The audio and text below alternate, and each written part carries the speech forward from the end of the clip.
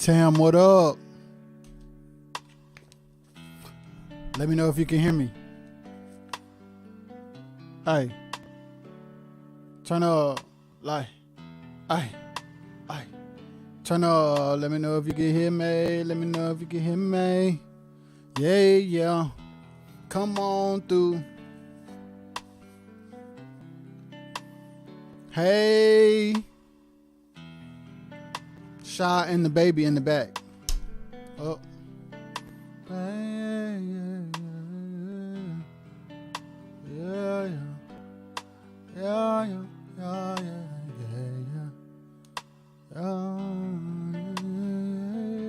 yeah, yeah. Come on in, come on in, come on in, come on in, come on in, come on in. Oh, oh, oh, oh, yeah. Y'all come on in, on it, on it, on it, yeah, on it, on it. I'm gonna give it about a minute, then I'm gonna start. Hey. Hey. Woo. Woo.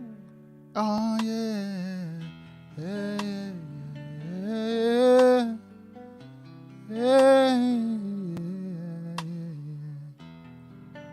Hey. Hey. Here we go. All right. What up, y'all? Y'all already know what it is. I am ROJAY for y'all on the replay who don't know who I am. For my people who know who I am, what's goody goody to my family? What's good? So today, I'm gonna go ahead and get into it. Today I want to talk about something that I was thinking about that I think is super for real. Something that I've been thinking about. And it's 3 mistakes that music producers make. So that's what I want to talk about today. 3 mistakes that music producers make. So if you are an artist and you know a producer that may need to hear this, if you're a musician that know a producer, if you're a mama and your son a producer, your daughter a producer, share this with them so we can get it going. Gang, gang. All right, so here we go. The first mistake, and by the way, let me give you this disclaimer. Let me fix my hair first. And let me give you this disclaimer. These mistakes are mistakes that I have made and want to share with the music community from experience, the biggest mistakes we make. So, number 1. I wish I had a drum roll, but I don't. But the first mistake that music producers more or less make is this right here. Not creating a unique sound. What does that mean? As a producer, especially in today's time where there are so many producers now, like young, old, from 8 to 80, there are a lot of music producers that make music, that produce music. And the thing that will help you in your journey, at least what I found helped me, was having a unique sound. Having a sound so unique and so you that when a person hears a beat you made or a song you produced, they automatically know it's you. Like, that's so-and-so or that's so-and-so. Like, creating a unique sound is super important. Like, some people don't, how can I say it? Some people think it's bad, but it's really good. What am I saying? Some people critique producers and say, well, everything that they make sounds the same. Everything that they make sounds just alike. Well, every time you hear this person, you know it's them. Every time you go to them, you know it's them. But at the end of the day, that's how it should be. Like, I use for an example all the time. Like, if you go to Chick-fil-A chicken sandwiches taste the same every day. They menu the same every day. They sauces are the same every day. So one of the biggest parts of a music producer's brand is their unique sound. It is how you are separated from other producers. So even though something may be hot or something may be popular and it's a trending sound, whether it be UK drill or whether it be whatever it is, even though for right now in the moments, producers may jump on and learn how to make those type beats for the popularity of the time, it is more, It is more beneficial in the long run to build a brand through sound where you can have longevity. Build a sound that will transcend the moment, that will go past the trend. That's the first thing. Look, I can't even talk. That's the first thing. Build a unique sound. The second thing, not making enough music. As producers, we can get to a place where we only create when we have an artist to create for, or we only make music when we are hired to do a job. But making a lot of music will give you a bunch of opportunities to perfect your craft. If you do it a lot, you get better at it. You learn new workflows. You find new techniques. You learn how to have a faster turnaround time. You discover what your preferences are. Back to number one, you figure out what your sound is. So getting into the habit of creating, even when you're not being hired to create, don't wait until a client calls you and then you say, I got a client, so now I'm going to go in the stew. It should be an everyday, ongoing thing of constantly making music. And that's like a huge mistake that I've made in the past of like, I produce music, I make beats, I work with artists, but only in times where it's time to work with artists. And the thing about making a lot of music is when you get in these situations where you have artists in the studio with you, if you've gotten in the habit and the swing of having a workflow that's constant and that's swift, whether that's your shortcuts, whether that's your favorite drum sounds, whether that's your favorite keyboard patches, presets that you already made, these are things that you discover and you cultivate and you curate in those times where you're putting in reps. So by the time you have an opportunity, you've positioned yourself to be able to work at a fast pace from doing it so much. So that's the second mistake that producers make, not making enough music. Now the third mistake. I think this is one of the biggest mistakes that I've made. Waiting for a big artist to work with. Say you have like fire beats, right? Or say you have an amazing catalog of songs, right? And say you live in a city in North Carolina like me that you don't know, that people don't know of unless they're from here. I live in a city where you either know where I live or I have to tell you I live an hour away from Raleigh. But this is a huge mistake. Waiting for a big artist. And when I say big artist, for some people, it's like the biggest in that genre, the biggest in that region, someone who they feel would be credible. As music producers, we are all striving to have a career that is lucrative. And yes, it is true that having a placement on an artist who's established could change your career. But the question is, what do you do until then? You don't want to wait until you find a big artist or a big artist finds you, because at the end of the day, if you're just waiting, 9 times out of 10, that will never happen. But it's possible that you can team up with an artist on your level, in your city, somebody who lives close to you, who can drive to you, and y'all build and y'all become big together. You can get on a slow grind. Hey, let's get on a regimen. Let's get on a schedule. Hey, can we meet once a week? Can we meet once a month? Get with an artist right there on your level, in your city, in your region. And then for some people, it may not be in person. Some people, it may be virtual. I live in North Carolina. I may find an artist that lives in California that I'm really digging, and I DM them and say, hey, I'm a producer from North Carolina. I'm looking to work with up and coming artists who like my sound. Email them a couple of beats or send them whatever, your YouTube, and say, hey, I heard your voice.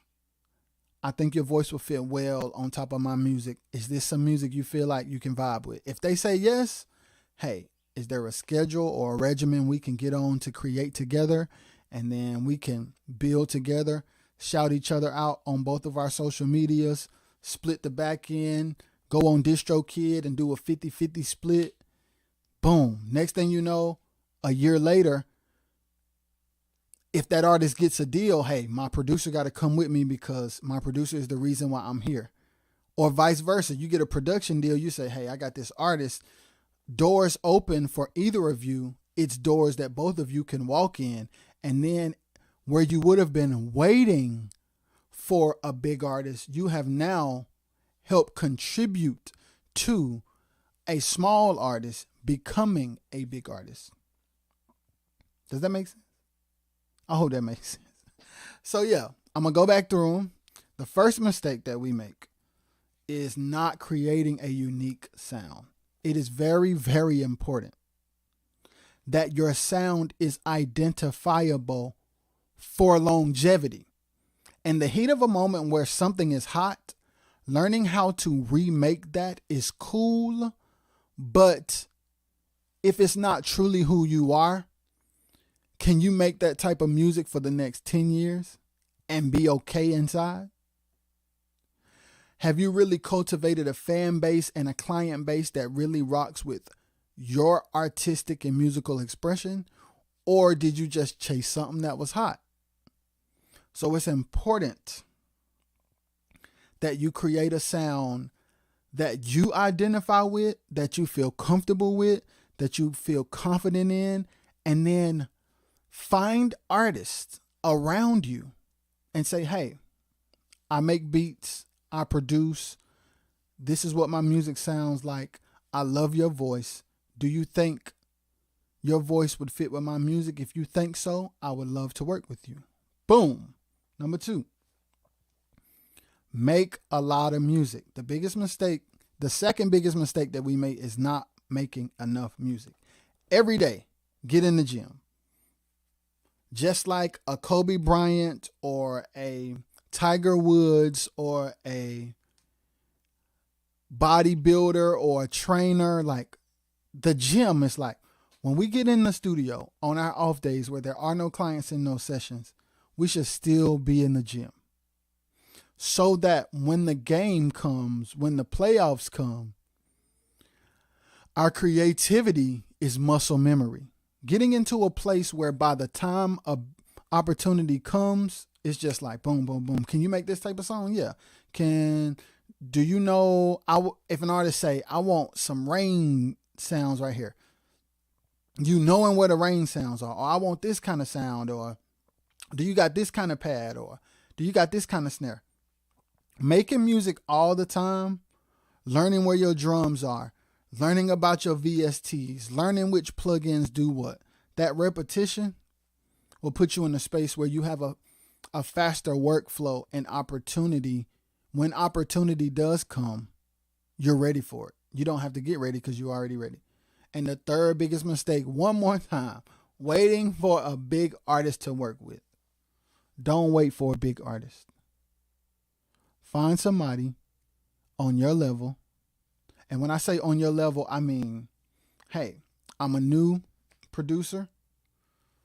I'm from North Carolina. I don't have a huge following, but I know I have a gift. This other artist, they don't have a huge following.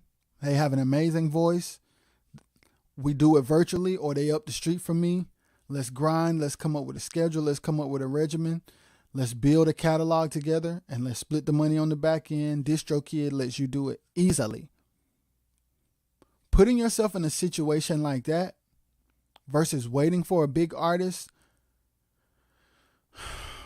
number one, it's something in the long run that you can be proud of. Like, hey, me and this person, this guy, this gal, we were rocking when we only had 2,000 followers and nobody knew who we were. And we were on our grind and our lives changed forever a year later, 2 years later, 3 years later. Another thing that's good about building with an artist is more than likely, if you build with an artist and y'all share everything 50-50, when it comes to points and publishing and songwriting, you have an opportunity to have a bigger piece of the pie if and when it blows up, versus an established artist working with an unknown producer and saying, hey, well, you got to pay your newbie tax. You got to pay your rookie tax. So regardless of what you did, this is how much you're worth right now. T-Ray, my brother. Hey, that's my dog, y'all. One of the dopest producers in the world. So yeah, that's the vibe. Like waiting for a big placement, waiting for a big artist. Like the time that you spend waiting for a big artist, waiting for a big placement, you could have built with somebody to help an artist become a big artist. Help an artist become a big artist. Like contribute to an artist becoming a big artist. And that's different. It is different to build from the ground up with somebody. Getting a big placement or getting a big artist, you're another producer that big artist is working with. And there's nothing wrong with that. But imagine nobody knowing you and nobody knowing the girl from up the street, the guy from up the street, y'all teaming up together. And next thing you know, it's popping. And people from everywhere all over are saying, yo, who was that producer? Who was that artist? That's special. That's real special. So before I go, because I'm out of here, but before I go, I just want to recap one more time. Number one, the number one biggest mistake we make is not creating our own sound, not creating a unique sound. It is important that we create a sound as a producer that is identifiable, a sound that can have longevity, something that we could be proud of. If you hear a Babyface record, you know it's a Babyface record. If you hear a Timbaland record, you know it's a Timbaland record. If you hear a Pharrell record, you know it's a Pharrell record. If you hear a DJ Mustard record, you know it's a DJ Mustard record. It's a brand. It's just like big companies, whether it's a McDonald's or a Chick-fil-A or whatever brand, whatever company you want to think of, you know what to expect because of the consistency of their product. We should be the same way as producers. Number two, not making enough music. That's the second mistake. We need to get in the gym and start shooting more. Like shoot more, grind more, rep more. And number three, waiting for big artists to work with. Do not do that. If placements come, they come. If big artists come knocking on your door, they come knocking on your door. But in the meantime, while you wait, grab somebody right next to you. Hey, I love your sound. Hey, I love your sound. You want to work together? Sure. Again, I say, if it is possible, create a regimen. Hey, let's meet once a week. Let's meet once a month. Let's create a catalog. Let's build together and let's split the streaming. Make sure that your paperwork is good with publishing. If anything ever pop off, boom, 2 partners coming together to make music. It blew up. Now you eating. Boom. That's that. So yeah, that's it. It's that simple. Thank y'all for watching. Thank y'all for everybody who's going to watch on the replay. Thank y'all for whoever is in here right now. As my wife would say, she not here. She in the room with the baby. She is here, but she in the room with the baby. As she would say, we don't know where we're going. But when we get there, we're going to celebrate. Every day that we wake up, we just take one step at a time. It is our goal and our dream to be able to serve people and make a living doing it. We don't know how it's going to unfold. We just know who we are, what we stand for, and we're here to serve. So yeah, we love y'all. I'm speaking for my wife because she in the back. But yeah, we love y'all, and I'll see y'all tomorrow. Peace.